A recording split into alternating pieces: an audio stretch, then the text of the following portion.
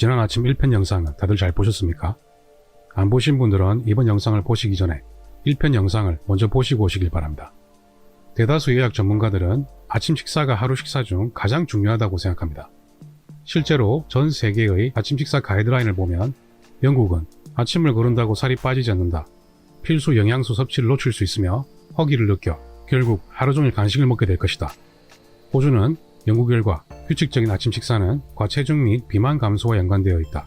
아침을 먹으면 하루 종일 공복 통증을 적게 경험하고 간식으로 고지방 음식에 의지하는 것도 감소한다.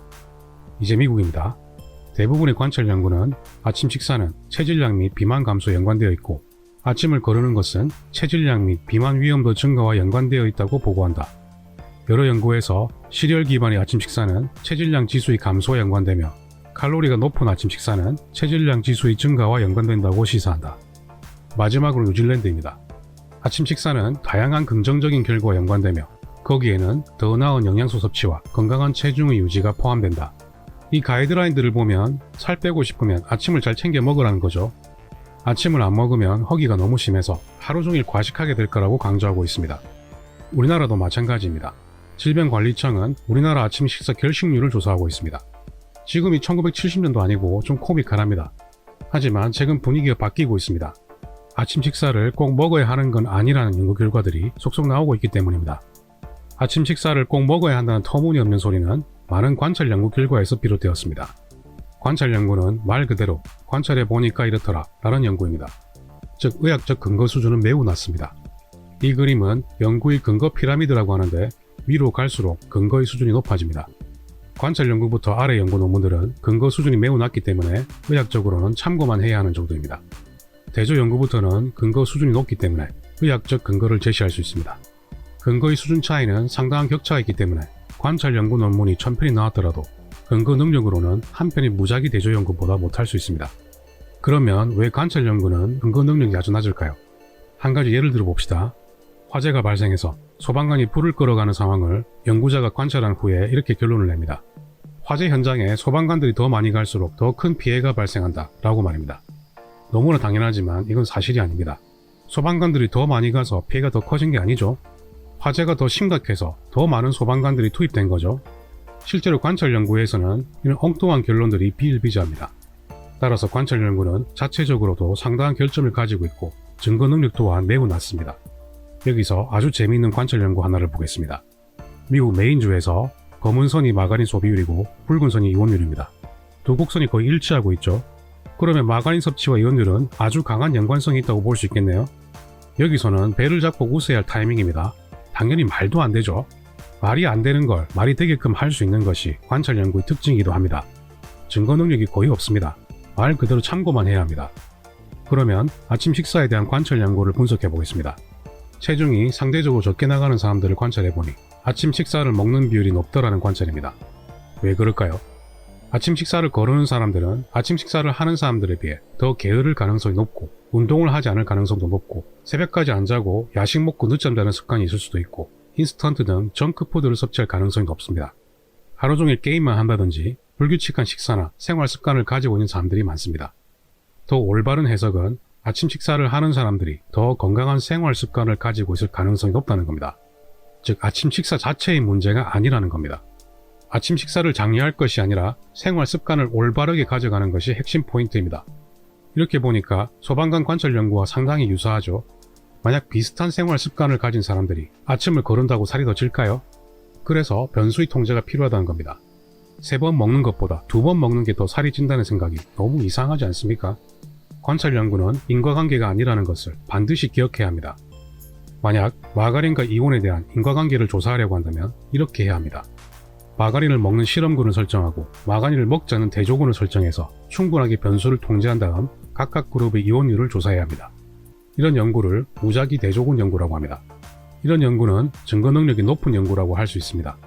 물론 이렇게 증거 능력이 높은 연구에서 이혼율이 높게 나온다고 하더라도 과학자는 항상 섣부른 판단은 피해야 합니다. 하물며 증거 능력이 낮은 관찰 연구에서 인과관계가 있는 것처럼 얘기한다면 그것은 과학자로서의 태도가 아니며 사기에 해당합니다. 관찰 연구는 항상 참고만 해야 합니다. 이걸 근거로 의학적 조언을 한다면 매우 부적절하며 잘못된 행동입니다. 그럼 여기서 아침 식사와 체중 변화에 대한 무작위 대조 연구를 보겠습니다. 무작위 대조 연구는 관찰 연구와는 비교도 할 수 없을 정도로 근거 능력이 높다고 말씀드렸죠. 오른쪽 그래프를 보면 아침을 먹는 사람이나 거르는 사람이랑 체중이 변동은 거의 없다는 것을 알 수 있습니다. 또 다른 연구를 보겠습니다.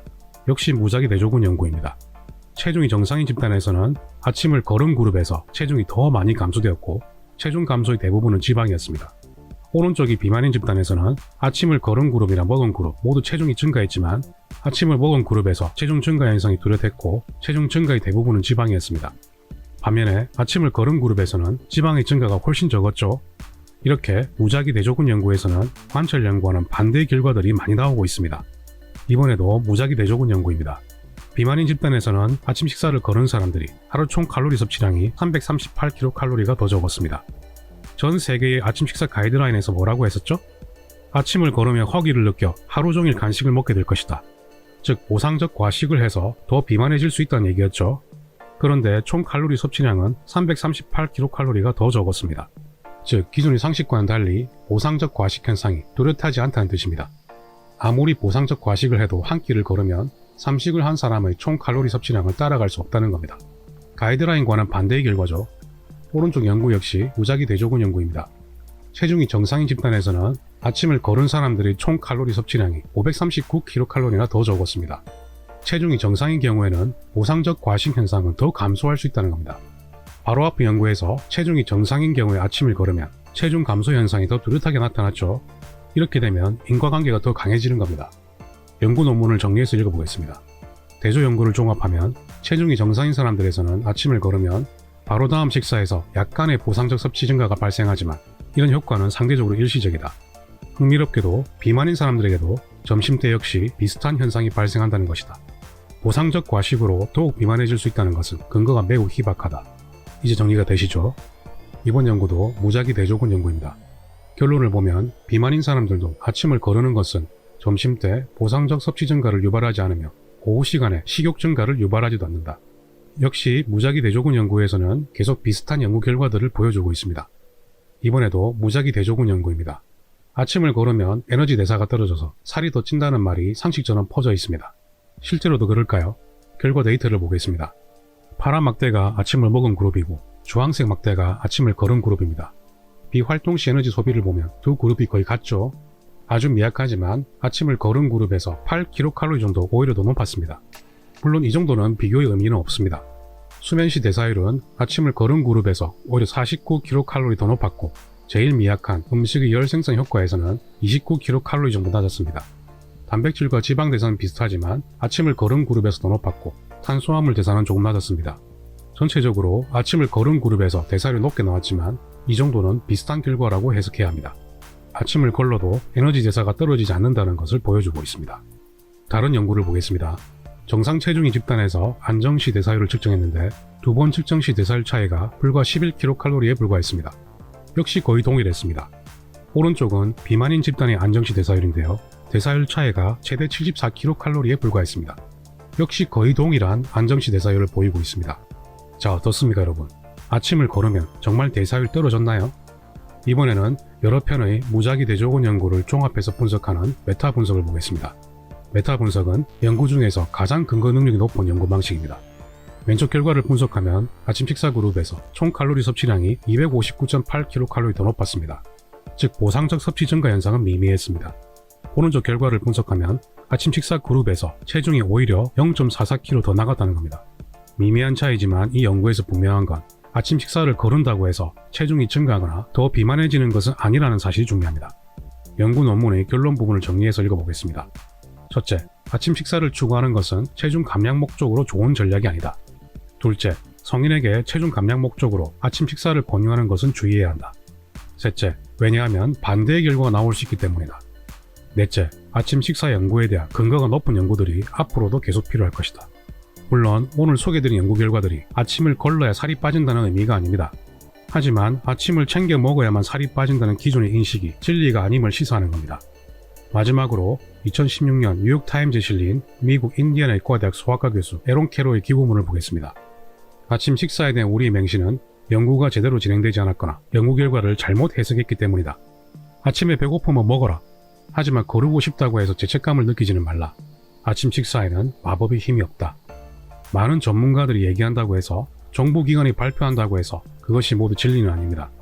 권위에 휘둘리지 마시고 미디어에 휘둘리지 마시고 내면에 숨어있는 진실의 모습을 발견하시면서 스스로 생각하고 비판적 사고를 하시길 바랍니다. 그러면 닥터3는 다음에도 더 나은 영상으로 찾아뵙겠습니다. 제 영상이 마음에 드셨다면 좋아요, 구독 꼭 눌러주십시오. 닥터3는 여러분의 건강을 응원합니다.